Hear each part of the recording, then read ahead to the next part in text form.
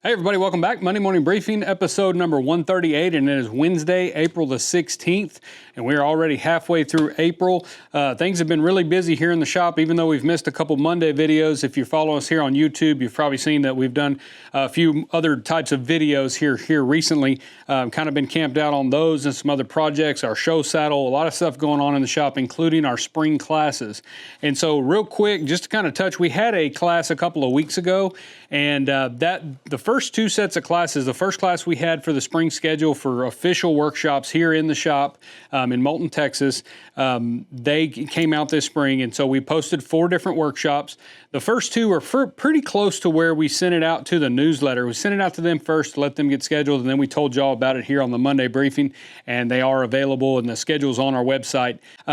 But those first 2 classes didn't have a whole lot of signups just because I'm sure a lot of that was scheduling. It was so close to when we released them to people getting ready to go. But the people that did come, we had a great time. In fact, the last one that we had a couple weeks ago, a good friend of ours came in from Louisiana, and it was just kind of them coming by themselves. So we ended up letting them just decide what they wanted to work on. That class was actually scheduled for our Steno notebook, which we've done a video on. We have a pattern pack out for that, and we had 2 workshops scheduled for the Steno cover. It's a class that we taught in Baytown.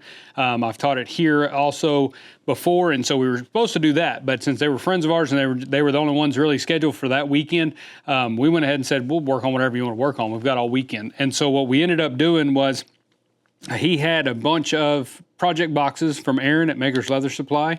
I had a few project boxes because every once in a while when Aaron does one of those, he'll send us one as kind of a thank you. A lot of times Wood drew up some of the floral tooling patterns for those, as you guys may know. And so over the years or whatever, I've gotten a few project boxes, and some of them we put together and some of them we just hadn't had time.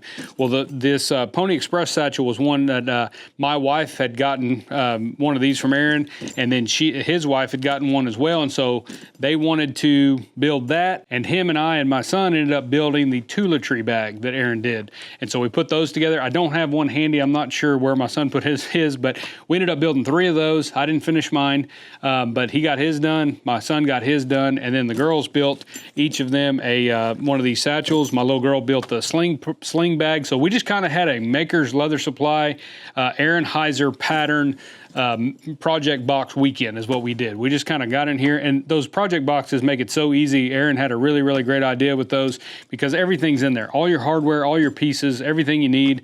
We had him on the TV for watching his YouTube videos to see on how he did some of the stuff on there. And so it was really handy. It was a whole lot of fun. We had a great time. But Claudia built this bag. I posted a picture of it on my Instagram, I think a couple days ago. And I just wanted to clarify that, yes, Claudia built this bag. I'm just carrying it. So I just kind of stole it from her. She wanted to try her hand at a second bag. And so I've been using that one, just kind of a fun little bag to carry. And then she built this one out of some burgundy leather that she got from Aaron at one of the shows. And so she went ahead and built this one, did our logo here in another kind of gray color chap leather, and it's stamped in. We've got a big plate for that. And yeah, it turned out really cool. A lot of fun. These bags go together really well. Not sure how that works on those project box deals, if they end up selling any more of those after the initial run of those project boxes. But I know he taught that class, I guess last year, and real fun project. Goes together really, really well. So really liked it. But that was the class that weekend. Like I said, a couple weeks ago, we just kind of had a leather extravaganza in here. We just kind of made stuff all weekend. They were mainly coming down to hang out. Just so happened we had a class scheduled, and so we ended up having a big time. But we do have a class this weekend, so the shop will be closed officially Friday and Saturday of this week. It's a 2-day class, and the class that we're doing, this is a sold-out class, has been for quite some time, and it's for our 10-inch round purse. So I've got folks coming, and there'll be 5 people in here this weekend, and we're going to be building the 10-inch round purse. We'll spend the first day tooling, finishing, dyeing, doing any of that kind of stuff, and then the second day, we'll assemble this bag. Should go together fairly easily. We've gotten everything cut out. It's what I've been busy on this week or this weekend, getting all the parts cut out, make sure I had everything. I drew up some new little patterns where we can, have a little bit of leeway there. We can play with some new patterns, or if they want to design their own, we can work on that as well. But yeah, that's going to be a It's going to be a fun class. We're looking forward to it. We're really having a lot of fun with these classes here in the shop. We do have one more of the spring schedule left that has a couple spots in it, and that's again for the Steno notebook. And that one is at the end of May. I think it's May 30th. If you go to our website in the store and at dgsaddlery.com, go into the store and then click on Leathercraft at the top, and you'll see DG Leathercraft classes. It'll show you all the courses that are on there, all the workshops that are available. Like I said, there's only one left, and that is, I think, got 2 spots open, and that's for the steno pad, and I think it's May the 30th. But we are fixing to post the summer schedule as well. So we're just trying to finalize some stuff between our personal schedule and then the shop and things like that. And we've got the Waco show in August, but and so we're going to try to get some classes there. They won't all be 2-day. They won't all be intermediate and advanced. We're going to try to expand on that, do some beginners classes, maybe half days, demonstration type classes, stuff like that. So as we go on, we'll expand and grow that a little bit, but we're real excited to have people that want to come to the shop and just work in the shop. It's got a little different feel in it, but one, it's usually a smaller setting depending on the class as far as people, and then also we're in the shop. So there's other questions that can come up as far as shop layout, tools, different machines that we have that maybe we don't need for that particular class, but they're in here that we can go ahead and talk about. So a lot of fun. As far as other videos that we've been working on, the first one I'm pretty excited about. It was a lot of fun. It just kind of was a last minute thing, and I decided this would make a great little free pattern, but it's for this little folding money clip here. And this is a really neat little item. I talk about it in the video if you go back and watch that, but my dad carried one of these, and I just kind of came up with a new pattern for one. Not sure where he ran across it or where he found it, but it's a really neat, you can make these. This one here is made out of just some burgundy goat skin. Perfectly fine. 2-ounce leather is all you need. There's no tools other than a pair of scissors that's needed for this. Maybe your bag slot if you want to do that. But yeah, great little project, especially for 4-Hers or young people wanting to get into leathercraft. You're wanting to get them on a little project they can make real quickly, and that works great. Or just getting people introduced into leathercraft in general. That is a free pattern, so we do have that available on our free patterns page on the website. You can download that, print it off right on your own printer, and go and make you one of these, make you a pattern, and then you've got it. We got a lot of good feedback on that little video. Did really well.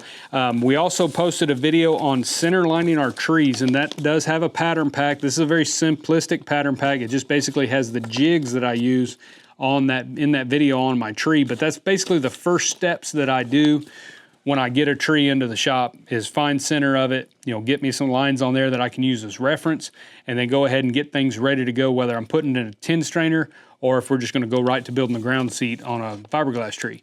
And so I thought it was informative, got a lot of good feedback from some of you out there that are getting into the saddle world and wanting to build saddles, that it was very helpful, so thank you for that. I hope it was. Everybody's got a way of doing this, but this is just kind of figured I'd show how I do it, and then if you want the pattern for the jigs, that's available. And then we did have a big project video. I say big, it's big for me because Aaron's reminded me of this project for the last, I would probably say the last 5 years. He tells me around springtime every year that graduation's still in May and people would like floral patterns for grad caps. And so if you've done leather work for any length of time, you've probably been asked, can you put a topper on a graduate cap for graduating seniors or people graduating from college or something like that. I'd never took the time to do the pattern just because by the time I would remember it, it would already be May and we were running so fast and doing things, I'd forget about it. And so this year, he reminded me as we were driving to Prescott, Arizona this year, he had sent me a text that reminded me again. And so we started kind of working on that when we got home, and it's out. So the project video is out, and we also have a die made for this. I will try to get some material packs on the website for this, but I can't guarantee anything right at the moment on how many I'm going to have. So if they pop on there on the From the Cut Bench page on our website, then there may only be a certain number before they're gone, but we do have leather en route. So leather's on its way here. Once it gets here, I will cut a good stash of those. Hopefully it's in time for you to make a grad cap by graduation, but these aren't hard to cut out, guys. It's a square. So 8 3/4 by 8 3/4. So that's what I cut mine. And but the pattern pack is available. We've got plenty of those. So if you're looking for some tooling patterns, I leave a lot of blank areas on all the patterns for whatever, the college logo or what they lettered in, a football or whatever it might be. You can add a lot of different stuff to that. So that pattern's done really well, and I'm glad to finally have done it. And now Aaron doesn't have anything to remind me of every spring on when I need to get something done by May for graduation. So I don't know what he's going to do next year. He'll probably be pretty bored. As far as what we've been working on in the shop, I have been kind of camped out on our show saddle, and in a way, I kind of felt like if it gets done, it gets done. If it don't, it don't. But I'm in it so far now, and I want to see it done, that we've got to stay hooked on it. And so I've kind of camped out a couple days a week where I've just kind of head down working on the saddle. There's just so much tooling involved, and this pattern in particular is very intense. And so I've shown a few little glimpses on Instagram, but I'm not allowed by management to post any revealing photos of it as far as the grand scheme of it, as far as what it's going to look like and stuff like that. And management's pretty tough, and we have to live in the same house together, so I have to listen to her. So we're not gonna. I didn't post any pictures of it. She just would prefer us to wait until we get up there. So that's what we're doing this year. As you guys know, I'm always posting everything I'm working on. I've never really kept anything under wraps or anything. So this is kind of hard for me. I've been sending it to a lot of friends of mine and stuff like that, just because I like getting feedback as I'm building on something. But it is kind of fun. I am excited for y'all to see it. And so we've been camped out on that. But there's a few glimpses of it on Instagram and things that we've posted. But working on that, working on a couple other saddles that I am getting started. One for a friend of mine that we did the belt jig or the centerline jigs on, getting a ground seat going in that one, and trying to get some stuff moving, as well as getting ready for Sheridan. As far as Sheridan goes, we are getting ready for Sheridan. Like I said, we've got that class this weekend, and once that's done, we're done until we leave for Sheridan. So all we're going to be doing is basically 4-H stuff with the kids, things that are going on in community, stuff like that. But then we'll be focused in the shop on getting stuff together, getting stuff ready, making sure we've got patterns, our booth layout, what all we're going to take, what all we're going to do, and any new project videos or patterns that we're going to debut at the Sheridan show. But we'll be there that week on Tuesday, and we'll be teaching classes Tuesday through Thursday. To my knowledge, all of my workshops are sold out, but there's so many workshops at Sheridan that you need to get on the Leather Crafters and Saddlers Journal's website. It's actually just Leather Crafters Journal. I'm old, and I remember when it was the Leather Crafters and Saddlers Journal. So if you ever hear me say that, that's why. It's because that's what it was whenever I was coming into leathercraft. That's what it was called. But anyway, if you go to Leathercrafters Journal website, you will find, go to events and then go down to Rocky Mountain Leather Trade Show, and you'll find the workshop schedule there. Some great workshops there. I just found out that Wayne Hape is doing a full saddle deal all week, which is like 4 days. It's sold out, so you're not going to be able to sign up for it, but it looks amazing. I've never met him. I didn't get a chance to meet him last year, but I was a big fan of his dad's work, very big fan of his artistry and stuff. And so that would be really cool to be able to just go to, and you're at his shop at this deal because I believe he lives there. But really, really cool deal. And so if you're going to Sheridan, there's so much to see. That's just one of them. The museum, the Don King Museum, there's a ton of stuff going on in Sheridan. So if you're going there, you're going to have a blast. I've got a friend of mine that's going to be going. It's his first time. He's been wanting to go for years and years, and he's headed up there. He'll be up there midweek probably. And so, but yeah, we'll be there Tuesday. We'll probably get there Monday, but we will be in class Tuesday morning. If you're taking one of my classes, I look forward to having you in there. We're going to have a lot of fun.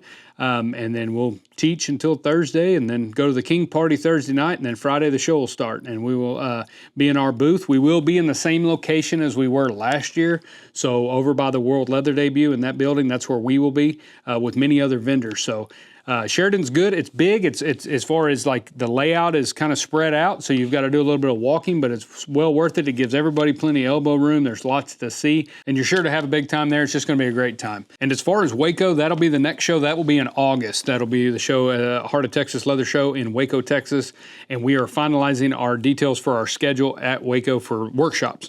And so I'm trying to every year change up my schedule some at the Waco show, and then we'll teach the same thing at Prescott and Sheridan the following year. So we're trying to get that kind of finalized, figure out exactly what we're going to do. More details will come out on that, probably to the newsletter first, as soon as we get those posted, or as soon as I'm told that they're posted and enrollments are open.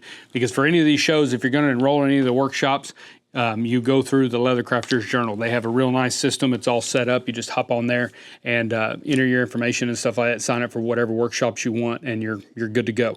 So when you show up to the show, you have a seat. They take real good care of you. But yeah, we're getting ready for that. As far as planning Waco, we're nowhere near thinking about that just yet. We're right now we're in Sheridan mode, but we've got to have our workshops kind of planned out a little early so that other people can do their job and get those marketed and put out there. And that way people have plenty of time to make arrangements and plans if they're wanting to attend. But we're excited about Sheridan. This will be our third I believe this will be our third year to Sheridan in a row, and just a great show. We really like being up there. It's a great time. We get to see a lot of cool people, a lot of customers that now we've seen 2 years in a row that we'll see again this year, hopefully, and it just makes it a great time. And I'm hoping I would like to, if I can, have a little break in there where we can go visit our friend Paul Van Dyke, who we just had on the podcast, Lost Trade. We haven't forgotten about it. We've just been busy, but we got an episode with him done and posted, I think, since the last Monday video. Great dude, very, very great episode, and really enjoyed talking to him, just kind of his mindset on saddle making and what he does and his craft and his career and stuff and teaching.